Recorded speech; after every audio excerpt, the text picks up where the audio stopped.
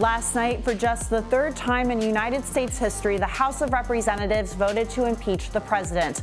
We'll take a look at what happened, how Donald Trump is reacting, and what lies ahead. Also on today's show, is Utah Senator Mitt Romney taking cues from presidential hopeful Andrew Yang? And one chart explains the dire situation of the U.S. healthcare system. We'll take a look. I'm Julia Manchester in for Jamal Simmons, who is in Los Angeles covering the Democratic debate.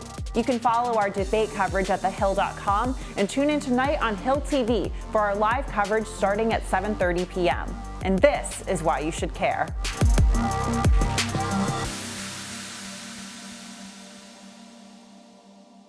House Democrats held a historic vote Wednesday night to impeach President Donald Trump. Members basically voted along party lines on two articles of impeachment, one on abuse of power and two for obstructing Congress during their impeachment inquiry.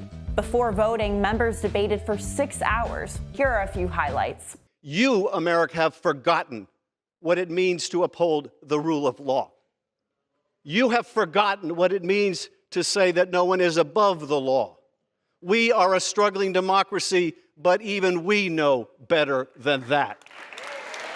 This partisan impeachment sham seeks to disenfranchise 63 million American voters. Our nation is founded on the principle that we do not have kings, we have presidents. And the Constitution is our compasses. When you see something that is not right, not just, not fair, you have a moral obligation to say something, to do something. Ukraine is the third most corrupt nation on earth. So the president not only had the legal authority to temporarily pause security assistance to Ukraine, he had a mandate from Congress to do it. President Donald J. Trump has abused and violated the public trust by using his high office to solicit the aid of a foreign power, not for the benefit of the United States of America, but instead for his personal and political gain. His actions reflect precisely the type of conduct the framers of the Constitution intended to remedy through the power of impeachment, and it is our duty to impeach him. After the vote last night, Speaker Nancy Pelosi declined to say when the House would be submitting the articles to the Senate, which will then have the responsibility of trying the president.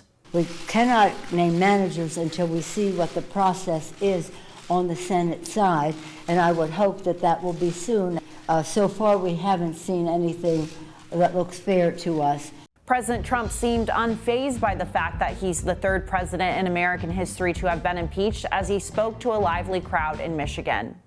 The do-nothing Democrats, and they are do-nothing. All they want to do is focus on this. What they could be doing are declaring their deep hatred and disdain for the American voter. So here's why you should care.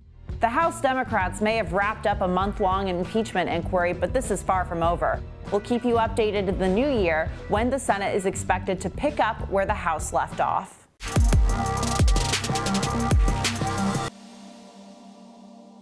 Before wrapping up what's been a year fraught with, you guessed it, partisanship, two senators from opposite sides of the aisle came together on a proposal that aims to benefit children, which have similar elements to a universal basic income plan. Republican Senator Mitt Romney and Democratic Senator Michael Bennet unveiled a proposal that would establish a basic income for children. Currently, working parents who make at least $2,500 a year get $1,000 per child under the child tax credit. But the issue is with the existing tax code is parents who don't work. Even due to disability, they don't get any money back. Under Romney and Bennett's plan, every parent would get $1,500 for each of their children under 6 years old and $1,000 for children from 6 to 17 years old, and it wouldn't depend on how much income parents earn. Their plan would be paid for by tweaking a federal tax rule, which takes away the reduced taxability of inherited property. So here's why you should care.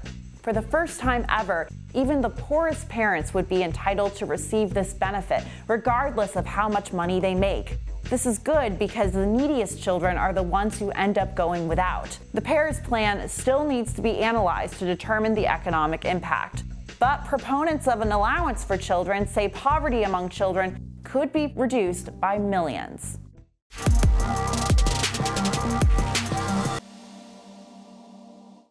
As 2020 Democrats touch down in Los Angeles, there's one issue that's almost certain to be talked about in tonight's debate, and that's health care. And one chart shows the dire situation Americans are facing with concern to our health care system. According to Gallup, a quarter of Americans say they or a family member has put off treatment for a serious medical condition because of cost. Plus, 8% more say they made the same choice for less serious afflictions. What's more is the growing income gap, last seen in cost-related delays in medical treatment.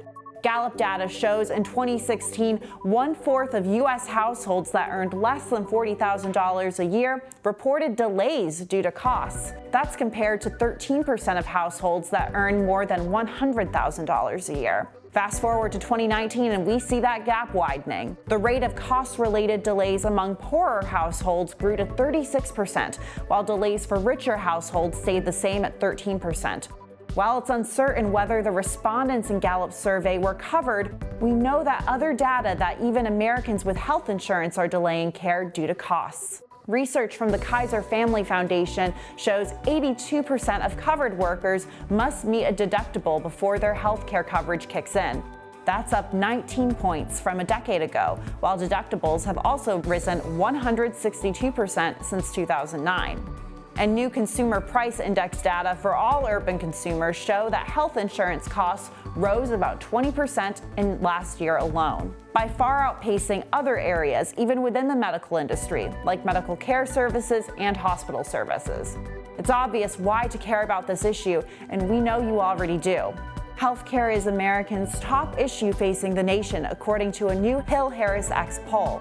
And it's the issue Americans wanted to talk about the most at the next Democratic debate, according to a Kaiser Family Foundation survey. 2020 Democrats are making their cases for improving the U.S. healthcare system. We'll see how much healthcare comes into play on tonight's Democratic debate stage. Thanks for watching Hill TV on YouTube. Be sure to click subscribe and hit the bell so you know when we post new videos. And head to thehill.com for all the latest political news.